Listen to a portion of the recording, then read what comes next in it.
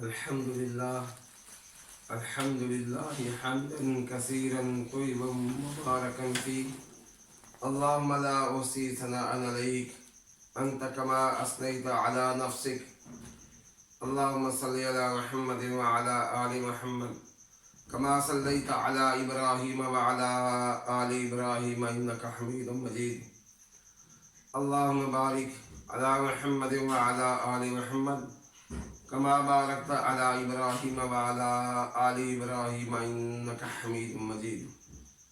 Dear students, السلام علیکم ورحمۃ اللہ وبرکاتہ. کیا حال چال ہے جی آپ کے؟ Dear students, آج ہم بات کریں گے لانگ کوسچن سورۃ الفرقان. سب سے پہلے یہ پریزنٹیشن پر میں بات کروں گا، پھر اس میں لکھنا کیا ہے. سورۃ الفرقان ہیڈنگ سینٹر میں دیں گے، پھر مین ہیڈنگ تعارف، وجہ تسمیہ، خلاصہ، مضامین میں آگے آپ سب ہیڈنگ دیں گے چھوٹی چھوٹی، اور آخر میں مین ہیڈنگ آگی علمی و عملی نکات. اس طریقے سے آپ کا یہ لانگ کوسچن تیار ہوگا. اب ہم بات کرتے ہیں کہ تعارف میں لکھنا کیا ہے. تعارف میں آپ دو چیزیں ڈسکس کریں گے. ایک یہ صورت مکی ہے کہ یہ مکی صورت ہے، اس میں 77 آیات ہے، 77 آیات ہے جی. اس میں یہ آپ تعارف میں لکھیں گے. اس کے بعد ہیڈنگ بنائیں گے وجہ تسمیہ، کہ نام رکھنے کی وجہ کیا ہے، کہ یہ سورۃ الفرقان نام کیوں رکھا گیا ہے. فرقان کا معنی ہے حق اور باطل میں فرق کرنے والا. غزوہ بدر کو یوم الفرقان، فیصلے کا دن کہا گیا ہے کہ اس غزوہ بدر نے حق اور باطل میں فیصلہ کر دیا. اور دوسرا، قرآن مجید کو فرقان حمید بھی کہتے ہیں. فرقان کا معنی ہے حق اور باطل میں فرق کرنے والا. اور اس کا معنی پہلی آیت، تبارک الذی نزل الفرقان، برکت والی ذات ہے وہ جس نے فرقان نازل کیا، علی عبدہ، اپنے بندے پر. تو اسی وجہ سے اس سورت کا نام سورۃ الفرقان ہے. نیکسٹ ہیڈنگ آپ کی آگی خلاصہ. اس کا خلاصہ کیا ہے؟ اسلام کے بنیادی عقائد کا اثبات اور کفر کے اعتراضات کا جواب. اس میں دو باتیں ہیں، ان کو سمجھیے کہ ان اسلام کے جو بنیادی عقائد ہیں، توحید، رسالت اور آخرت، ان پر بات کی گئی ہے. توحید پر، اللہ کے نبی صلی اللہ علیہ وسلم کی رسالت پر اور آخرت پر بات کی گئی ہے. اس کے بعد کفار کی جو اعتراضات ہیں، کبھی کہتے ہیں یہ نعوذ باللہ اللہ کے نبی صلی اللہ علیہ وسلم جادوگر ہیں، کبھی کہتے ہیں کہ انہوں نے قرآن مجید خود بنا لیا ہے. ان کا جواب دیا گیا ہے سورت میں. اس کے بعد آپ مضامین کی ہیڈنگ بنائیں گے کہ اس میں کیا کیا مضامین ہیں، کیا کیا باتیں بیان کی گئی ہیں. ان میں پہلی بات ہے اللہ کی عظمت. اللہ کی عظمت، کبریائی، بڑائی کا ذکر ہے کہ اللہ رب العزت اپنا تعارف بیان کرتے ہیں کہ اللہ کون ہے. اللہ وہ ہے جو جس وقت چاہے، جس کے متعلق چاہے، جب چاہے وہ کر دے، اور اس کے ارادوں میں کوئی رکاوٹ نہ ڈال سکے. پھر اس کے بعد حضرت محمد صلی اللہ علیہ وسلم کی شان بیان کی گئی ہے. اللہ نے قرآن کے ایک اور مقام پر فرمایا وَرَفَعْنَا لَكَ ذِكْرَكَ وَرَفَعْنَا لَكَ ذِكْرَكَ، ہم نے آپ کا ذکر بلند کیا. قرآن مجید نبی علیہ الصلوۃ والسلام کی صفات، نبی صلی اللہ علیہ وسلم کی خوبیوں سے بھرا پڑا ہے. ان میں اس صورت میں بھی حضرت محمد صلی اللہ علیہ وسلم کی شان بیان کی گئی ہے.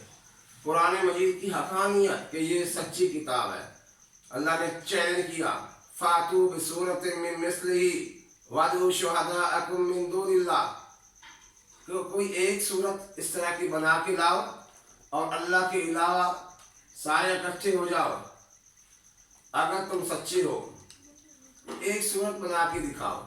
کہیں فرمایا کہ 10 آیات بنا کے لاؤ، کہیں فرمایا قُلْ لَئِنِ اجْتَمَعَتِ الْإِنسُ وَالْجِنُّ عَلَىٰ أَن يَأْتُوا بِمِثْلِ هَٰذَا الْقُرْآنِ لَا يَأْتُونَ بِمِثْلِهِ وَلَوْ كَانَ بَعْضُهُمْ لِبَعْضٍ ظَهِيرًا، کہ سارے انسان جب اکٹھے ہو جاؤ، سارے اکٹھے ہو جاؤ، مل جاؤ، اس قرآن کی طرح ایک کتاب بنا کے لے آؤ۔ لا یاتون بمثلہ، نہیں لا سکتے، نہیں لا سکتے۔ تو قرآن کی حقانیت بیان کی گئی ہے، اور جھوٹے خدا ان کی بے بسی کہ جھوٹے خدا کچھ نہیں کر سکتے۔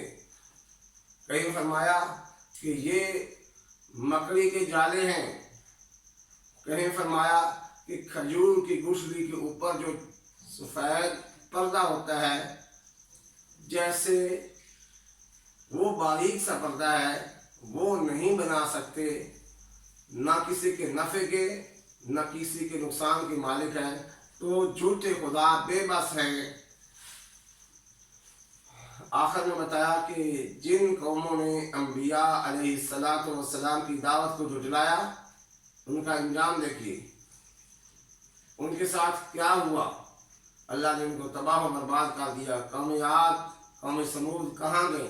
فرعون کہاں گیا؟ اصحاب الایکہ کہاں گئے؟ قوم نوح کہاں گئی؟ کہ اس مثال سے یہ بات سمجھائی گئی کہ اے مشرکین مکہ، اگر آپ نے بھی اللہ کے نبی صلی اللہ علیہ وسلم کی دعوت کو جھٹلایا، تمہارے ساتھ بھی وہی سلوک کیا جائے گا۔ اور آخر میں رحمان کے بندوں کی صفات، کچھ مشرکین رحمان کے نام سے چڑھتے تھے، اللہ نے فرمایا قُلِ ادعوا اللَّهَ أَوِ ادعوا الرَّحْمَٰنَ أَيَّمَّا تَدْعُوا فَلَهُ الْأَسْمَاءُ الْحُسْنَىٰ، تم اللہ کو اللہ کہہ کر پکارو یا رحمان، سب اچھے نام اللہ کے ہیں۔ تو یہاں رحمان کے خاص بندے، ان کی صفات بیان کی گئی ہیں کہ ان میں کیا صفات ہیں، کیا کوالٹیز ہیں۔ ان میں ایک تو یہ ہے کہ جب زمین پر چلتے ہیں عاجزی سے، وقار سے چلتے ہیں۔ کیا مطلب ہے؟ عاجزی وقار سے کیوں چلتے ہیں؟ تکبر نہیں کرتے، عاجزی اختیار کرتے ہیں۔ اب ہمارے پاس کوئی اچھی گاڑی آئے، حتیٰ کہ اسٹوڈنٹ کے پاس 125 آ جائے، نیا ماڈل، ایسے اکڑ کے بیٹھے ہیں۔ تو اللہ کے نبی صلی اللہ علیہ وسلم مکہ فتح کر رہے ہیں۔ ایک دن تھا کہ اہل مکہ اللہ کے نبی کو نکال رہے ہیں، اللہ کے نبی صلی اللہ علیہ وسلم ہجرت پر مجبور ہو گئے، اور آج وہی مکہ فتح ہو رہا ہے۔ اللہ کے نبی صلی اللہ علیہ وسلم اونٹنی پر سوار ہیں، اونٹنی پر سوار ہے اور سر نیچے جھکایا ہوا ہے، اور اونٹنی کے کوہان کو ٹچ کر رہا ہے۔ یہ ہے عاجزی۔ تو اللہ کے نیک بندے عاجزی سے چلتے ہیں۔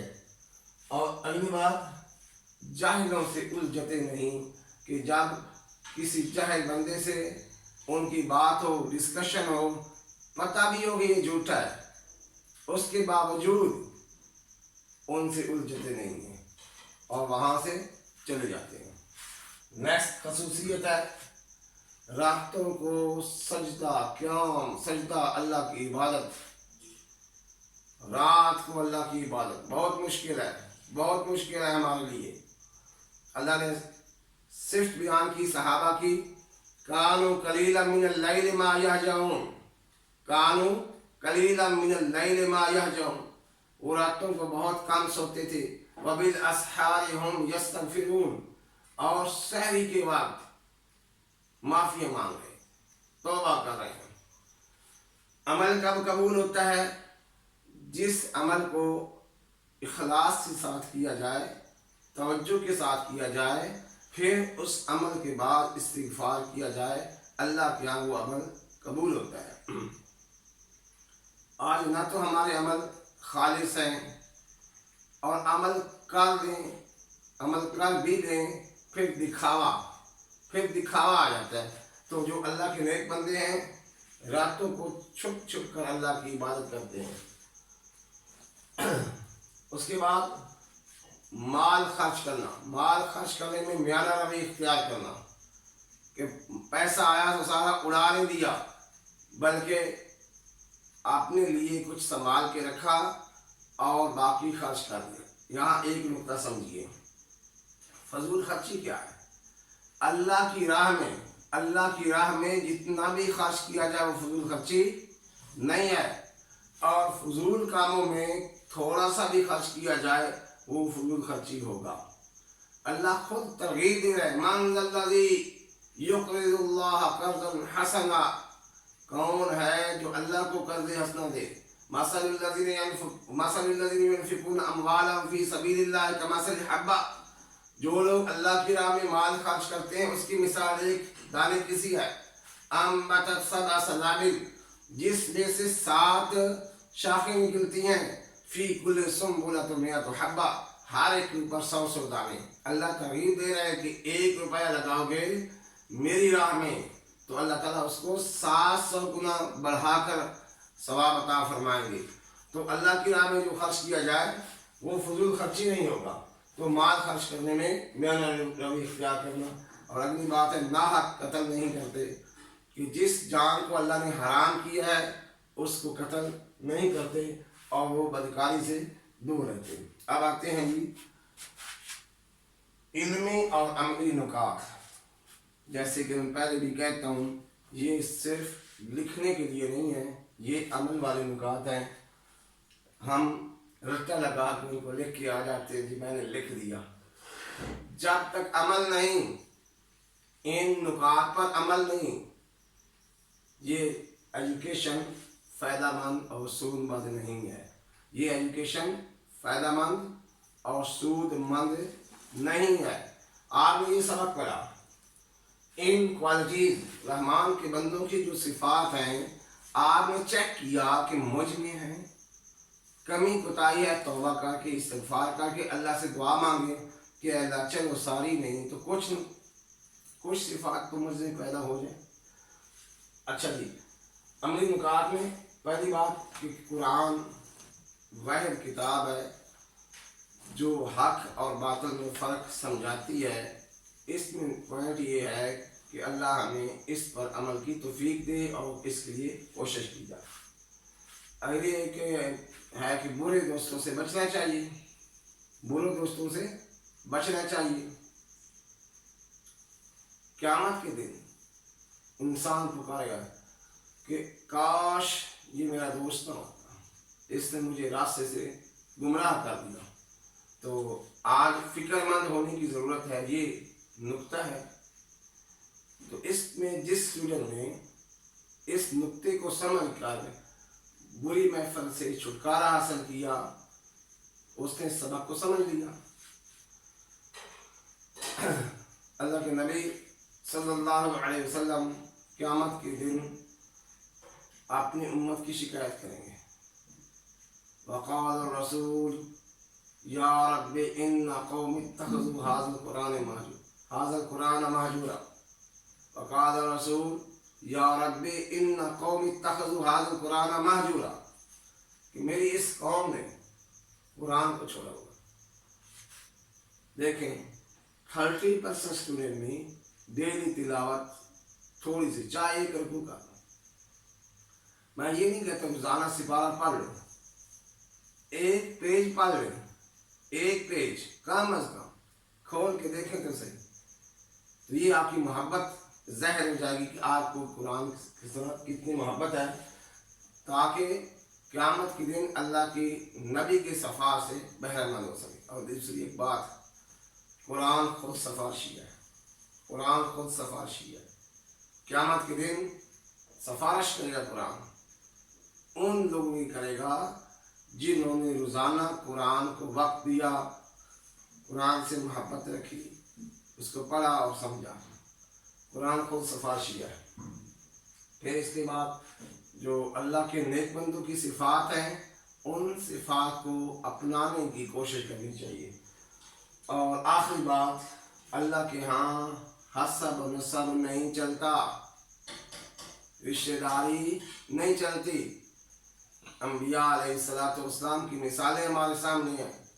نوح علیہ السلام کی بیوی اور لوط علیہ السلام کی بیوی.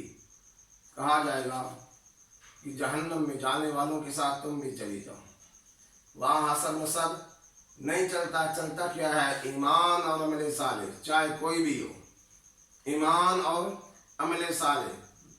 اور اس کے بعد بھی اللہ کی رحمت. اللہ کی رحمت ہے، اس رحمت کی بدولت ہم انشاءاللہ جنت میں جائیں گے.